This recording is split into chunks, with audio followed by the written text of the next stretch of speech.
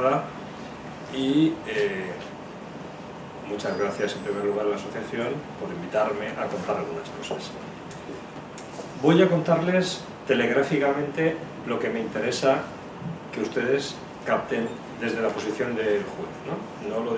Me va a dar tiempo a poca cosa porque mi compañero Luis Aurelio hablará a continuación, pero algunas cuestiones sí que les quiero despejar. La primera, ¿por qué un magistrado se le ocurre favorecer el uso de la mediación? Porque puede parecer que la mediación es una vía, digamos, opuesta o contradictoria o alternativa en el sentido de excluyente de la vía judicial, y eso no es así. De hecho, el ejemplo, el movimiento se muestra andando, y el ejemplo es que el GEME, Grupo Europeo de Magistrados por la Mediación, lo funda, o el que lo promueve es el presidente del Tribunal Supremo francés en el año 2003, y lo hace por un motivo. Porque se da cuenta, no él, sino él y el grupo que él promueve, que hay conflictos que están sometidos al tribunal que no pueden solucionar bien. Y se parte de una primera premisa que quiero dejarles clara. Los jueces no somos máquinas de poner sentencias. Somos un poder del Estado que está al servicio de los ciudadanos para resolver o gestionar los conflictos de forma adecuada. Dicho de otra manera, una sentencia que no resuelve ningún conflicto no vale para nada. Por la misma razón que no vale para nada llevar un coche a un taller y que te lo devuelvan estropeado y pagar un dinero por ello. Es decir, no vale para nada, por un criterio de pura eficiencia. Y hay conflictos que nosotros difícilmente podemos resolver con la sentencia tradicional, donde hay un ganador y un perdedor. Esto yo lo aprendí con los años, llevo ya 24 como magistrado, entonces no me lo enseñaron en la carrera. Yo esto de la mediación lo aprendí cuando ya llevaba algún tiempo como juez. Y veía conflictos, lo que solemos denominar conflictos iceberg, conflictos volcán, donde las partes nos presentan una parte del conflicto, pero esa parte del conflicto no es ni la más importante ni la fundamental. Y solo podemos entrar a resolver eso, porque, sobre todo en la vía civil, solo resolvemos aquello que las partes quieren que resolvamos. No podemos resolver más cosas, aunque nos demos cuenta de que el conflicto está en otro lado. No lo podemos hacer a través de la vía judicial, porque entonces nuestra sentencia sería lo que llamamos incongruente, es decir, estaríamos resolviendo más cosas de las que nos piden, pero nos damos cuenta porque somos observadores de los conflictos, oidores, de ahí viene la palabra audiencia. La audiencia es porque los jueces se dedican básicamente a escuchar y después a decidir, pero sin escuchar es imposible decir nada, a observar los conflictos. Entonces nos damos cuenta que hay conflictos que nunca vamos a poder resolver bien por una sentencia donde haya alguien que gane y alguien que pierda. ¿Cuáles son esos? Básicamente los llamados conflictos iceberg, es decir, conflictos crónicos. Conflictos que no se producen en una sola oportunidad entre las partes, sino que tienen una historia a veces de muchos años o lustros.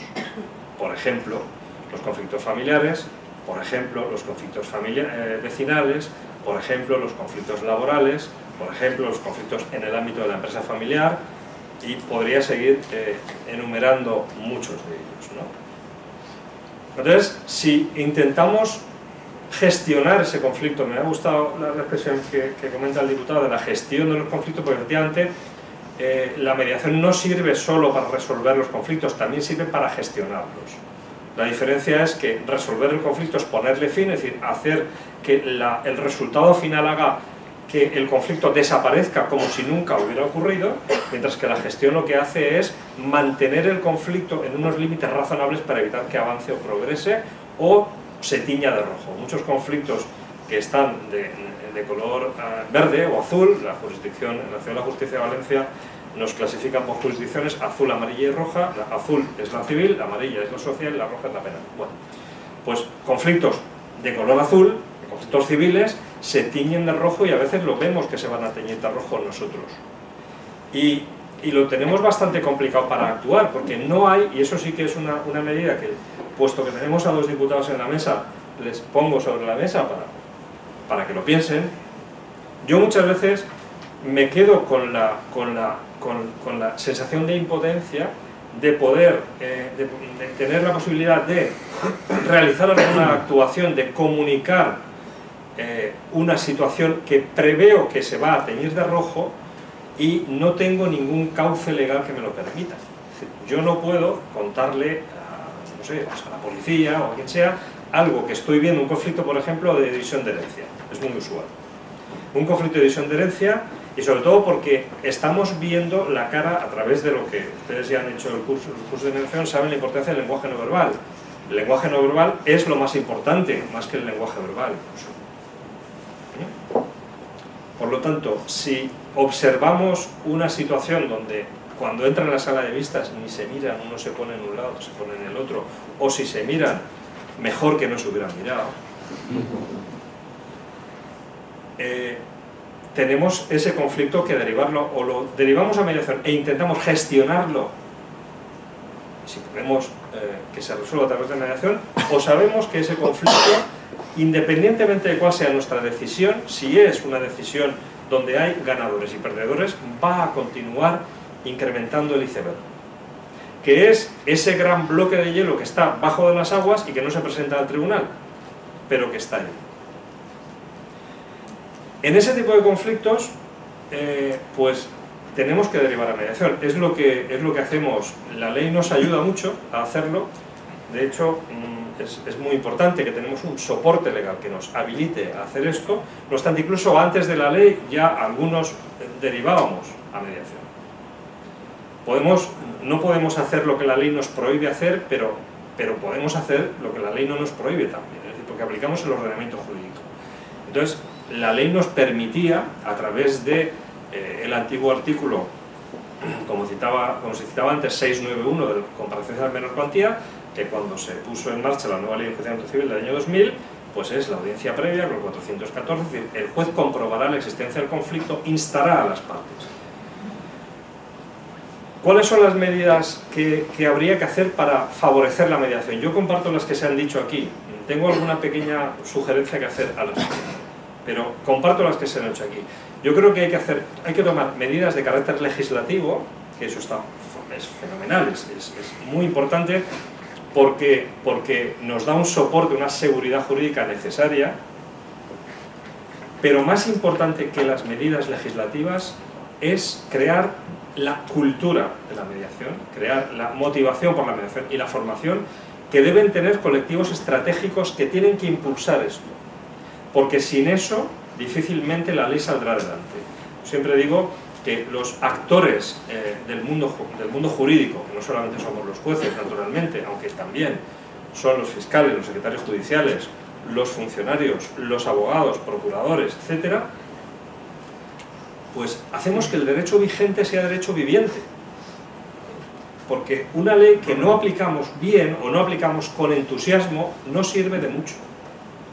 Por lo tanto, hay que hacer leyes que están muy bien, pero sobre todo lo que hay que crear es la cultura en la gente, en determinados colectivos, de que ese tipo de solución de los conflictos hay que hacerlo. Es decir, no es lo mismo que yo en una sesión de premediación, en una audiencia previa, ponga énfasis en que las partes vayan a la mediación sin presionarles en absoluto. Les anticipo que yo, cuando hago las derivaciones, igual que hace mi compañero Luis y muchos compañeros que conozco de GEME, lo hacemos con las cámaras abiertas. Es decir, yo al menos no me reúno con nadie por separado, en el despacho, La derivación a mediación, cuando se hace de forma oral, porque se puede hacer también por escrito, cuando se recibe la demanda, no tendrá tiempo a hablar de esto, pero es distinto. O sea, el impacto de una derivación oral es mucho más importante que el impacto de una derivación escrita, sencillamente porque tiene mucho más impacto mirarle a alguien a los ojos y decirle: usted se ha planteado hacer esto, ¿por qué no lo hace? ¿Qué pierde en la sesión informativa?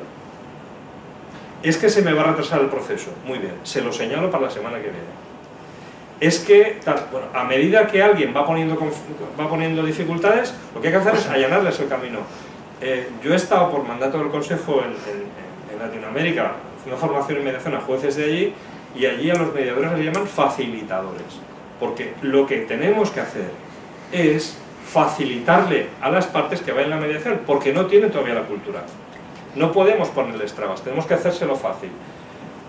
sin presionarles. Es decir, yo no soy partidario de obligar a que la gente haga lo que no quiere, y no todos los pleitos son derivables. Por eso, a propósito de lo que decía el diputado, sí que quiero decir una cosa. Yo soy partidario del establecimiento de la obligatoriedad, pero para casos concretos, no siempre. Es decir, que eso quede en manos del tribunal, que el tribunal tenga la opción de decidir qué asuntos tendrán las partes que ir necesariamente a la sesión informativa y qué asuntos no, porque hay asuntos que es imposible, que se ve de saque, de entrada, de inicio, que no van a conseguir un acuerdo. Entonces, derivar ese asunto yo creo que no tiene ningún sentido. La comparecencia del 691 de la antigua Ley de Enjuiciamiento Civil y lo que ha ocurrido, por ejemplo, en el ámbito laboral, donde es obligatoria la conciliación, no nos da buenos resultados. Es decir, es por la misma razón que cuando una persona está enferma no se le da siempre el mismo fármaco. El médico diagnostica, decide si le da una cosa o le da otra. Es lo que creo que debe ocurrir. Es decir, que se establezca una norma que permita que en determinados casos el juez tenga, el tribunal, porque no solamente el juez, puede hacer un tribunal colegiado también. Es decir, la mediación no es cosa solo de jueces unipersonales, también puede hacerla el tribunal colegiado. De hecho, en el caso francés, como digo, el magistrado Guy Canivet, que fue el primer presidente de GEME, ellos derivaban a mediación desde el Tribunal Supremo. Por lo tanto, que se pueda hacer una derivación obligatoria cuando el tribunal decide que usted tiene que hacerlo porque los intereses en juego, incluso cuando es civil, por ejemplo, cuando es familia, es claro, es decir, cuando hay intereses públicos en juego, yo creo que no habría ninguna duda. Es decir, por ejemplo, una situación de separación y divorcio con menores o incapaces, claramente el tribunal tendría que tener la posibilidad de obligar a las partes a ir, porque el conflicto escapa a las partes mismas, no es un conflicto civil, donde ellas se juegan una cuestión privada, sino que afecta también a intereses colectivos y por lo tanto queda fuera de su capacidad de decisión. Naturalmente no se les va a obligar a llegar a un acuerdo, pero sí a ir a la sesión informativa por una razón. Nadie puede tomar la decisión de rechazar un camino si no lo conoce. Sobre la ignorancia no se puede decidir. Se decide sobre el conocimiento. Nadie compraría un coche sin cogerse el manual de instrucciones y leérselo bien, y comparar y ver cuánto gasta o cuánto no gasta. Aunque haya alguien que está disconforme con esto, luego lo podemos hablar en el debate. Pero bien, sería muy irresponsable hacerlo, ¿no? Yo creo que todo el mundo, o todas las personas razonables, primero verían cuánto cuesta, cuánto corre, qué gasolina se gasta, para luego decidir si se va a hacer o no el gasto en esto.